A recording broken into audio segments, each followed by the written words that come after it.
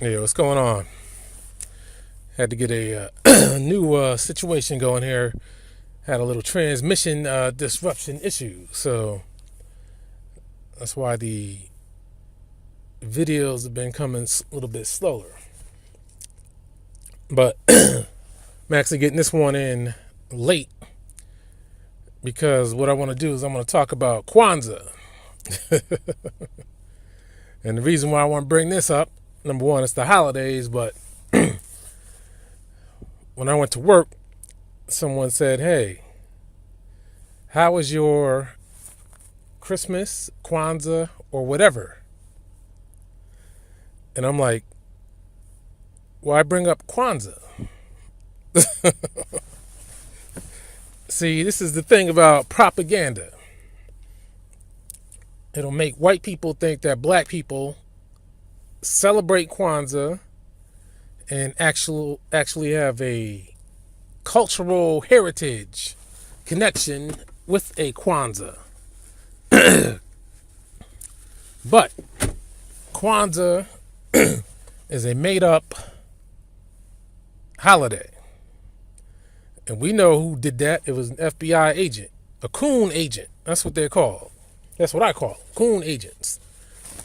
And what they do with these coon agents, if you notice, they always either have them live long or they do something for them to get some type of name recognition to be put down in the history books. The list goes on. I don't even want to go about the list of coon agents and other types of agents who do the dirty work for the establishment. Obviously, Kwanzaa is designed to fabricate an unproven African heritage. Kwanzaa sounds stupid. And when you think about it, I want everybody to really think.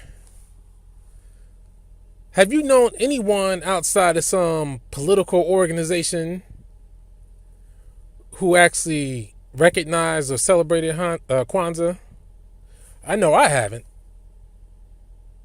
Truth be told, the only people who push Kwanzaa are white people in the media. I mean, you can't really deny that because I don't see any black people pushing Kwanzaa. I never heard in my life that anybody black said, "Oh yeah, I'm celebrating Kwanzaa." You know, happy Kwanzaa to you. Only coon agents and their masters kick that Kwanzaa shit. You know, Kwanzaa, again, you know, like I said, this group brainwashing in effect. You're dealing with a world where the rich have all the power, and powers. It's like when you work in a corporation or any kind of company. You got the people at the top, the managers. They watch everybody else, take direct orders from the people who actually own the thing, and then those people usually have to deal with a bank, and of course the banks own the money.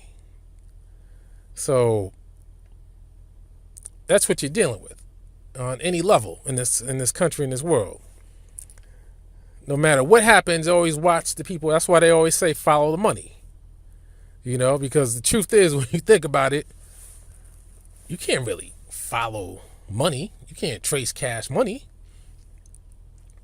I mean, if somebody got paid, I mean, you don't know where they got paid from. But they say follow the money because they know who owns the money. They're the ones who ultimately make all the decisions. So this Kwanzaa stuff kind of pissed me off because I'm like, oh boy. Goes to show that propaganda on TV does a number on people. I mean,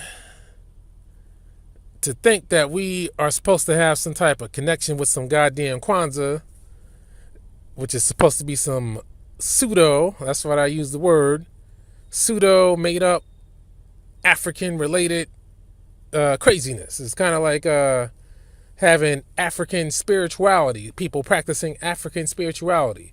Even when you bust those kind of people, when you talk about that African spirituality BS, do you believe those people, they still stick with it? And remember when I read the agent's identification thing off, I told you, even when you prove to them that what they're saying is bullshit, they must stick to the script.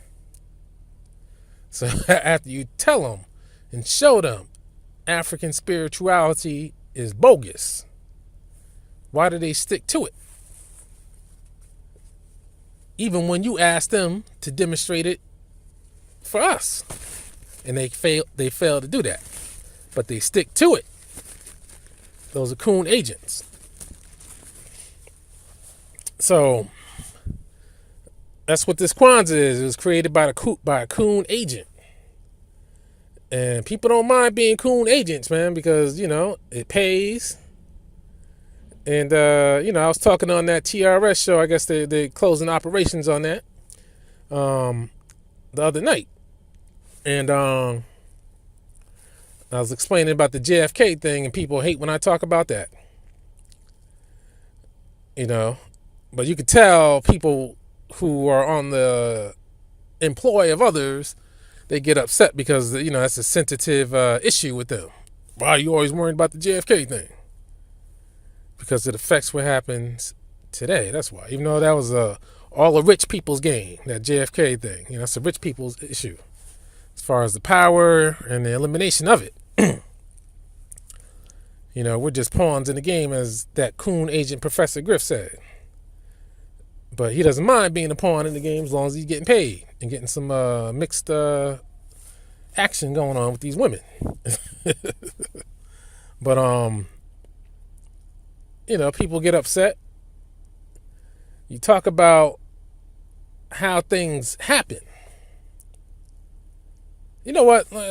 Speaking of the JFK, I'm glad I'm on this. I'm not going to go too deep into it, though. I'm just using it as a demonstration of how power is delineated between groups. And a perfect website, you can get the book, because I'm reading the book. I got it. I'm subscribed to some, I think he's one of the actual, I didn't really check him like that, but I think he's one of the actual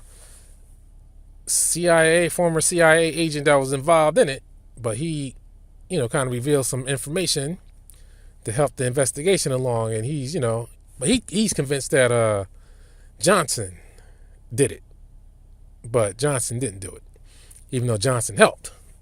But he wasn't the mastermind. But there's a book called Harvey and Lee. Pretty expensive book. But there's a website called harveyandlee.com or .net. It basically outlines what the book goes into. Has a lot of detail. The book is very detailed. The book is about 1,000 pages, over 1,000 pages, which means that there's some stuff in there. And even though it's over 1,000 pages, it's actually a good read. It's not 1,000 pages of confusing stuff that'll make you lose interest, because I kept reading it and I couldn't stop, And for me, 1,000-page book, I don't normally get into it like that. But this is good because he goes into the details about a lot of people that others gloss over or just repeat the same old findings that they heard. But he goes into details about the David Ferry, the Guy Bannister, and all that kind of stuff. Even though David Ferry, one detail I wanted to find out just out of my own curiosity, it's because David Ferry, like my man Martin Luther King's mentor or guide, he got caught messing around with some little boys, doing some nasty things, some gay stuff. And I just want to see the details, see what kind of stuff people were doing back in those days. So he didn't go too deep into that, but he did go deep into other aspects of other people's lives. And, what you see is everybody's interconnected. So you can go to the website and check it all out.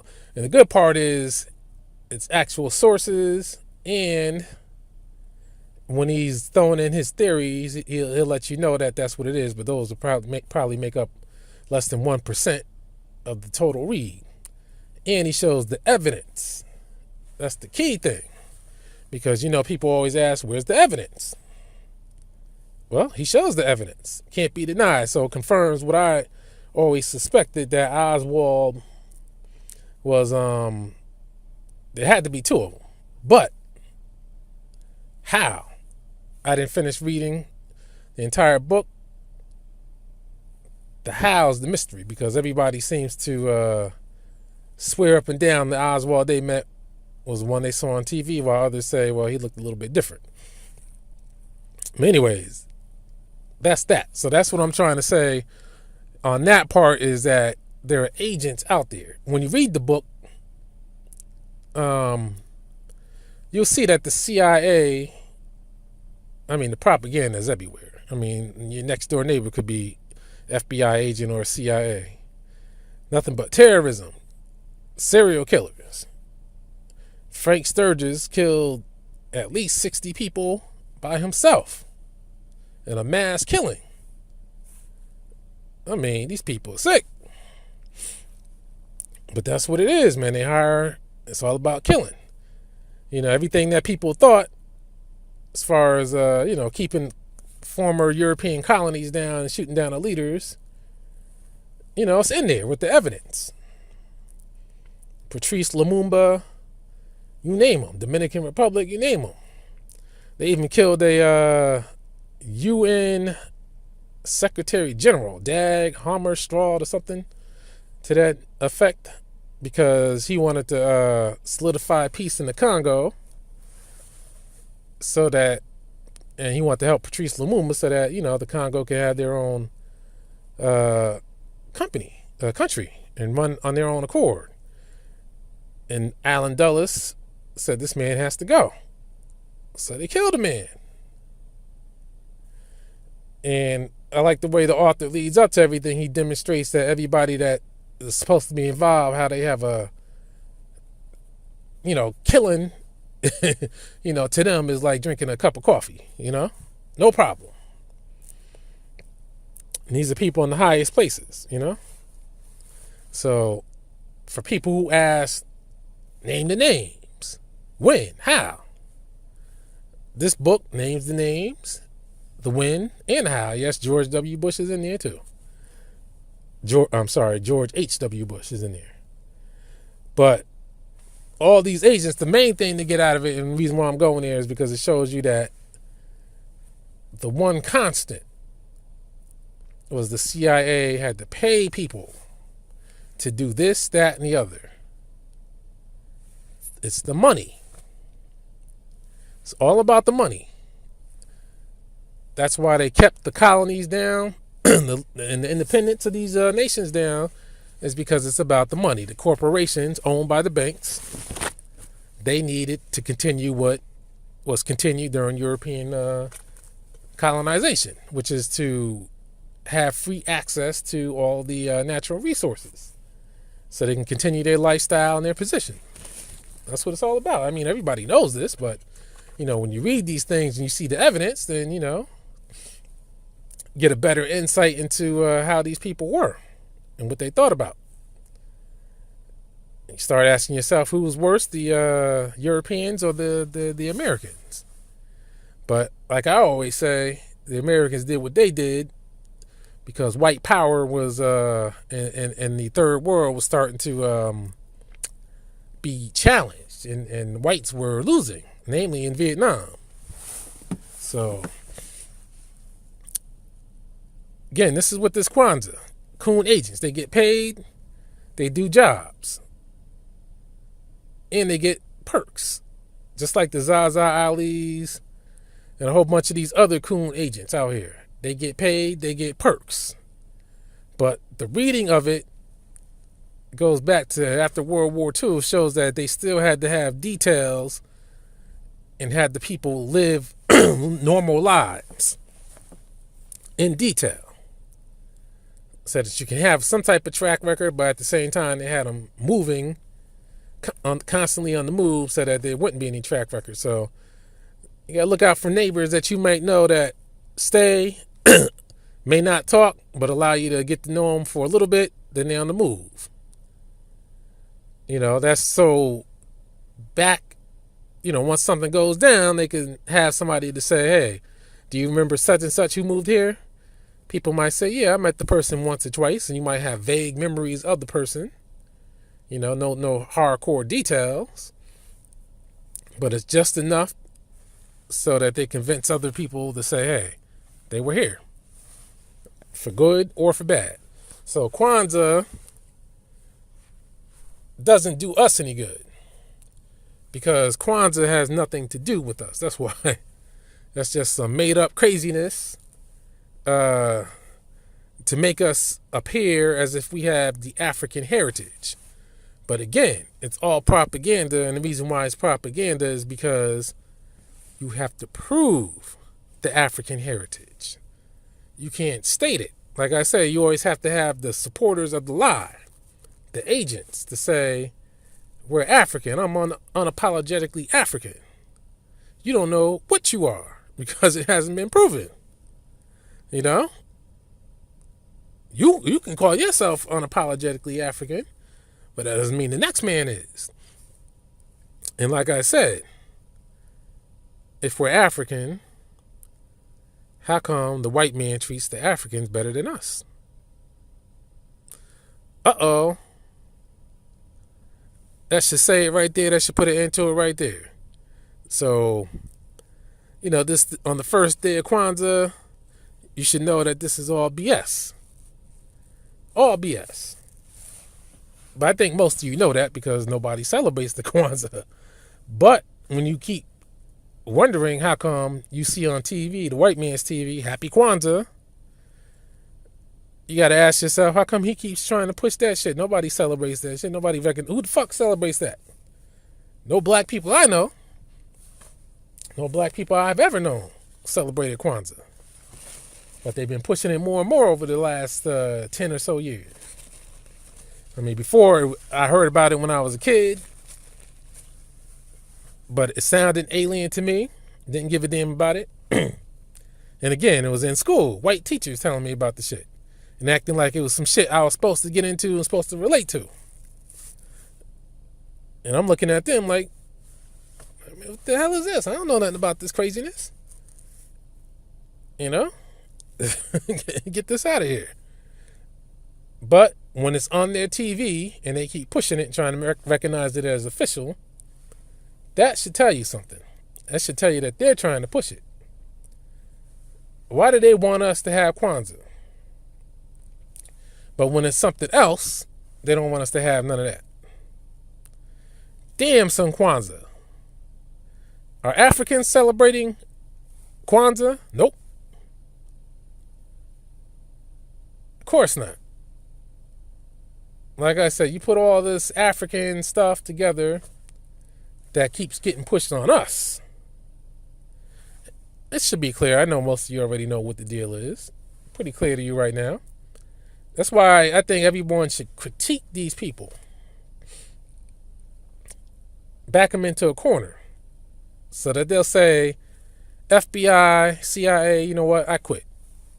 I'm tired of this. Harass them like they're harassing us.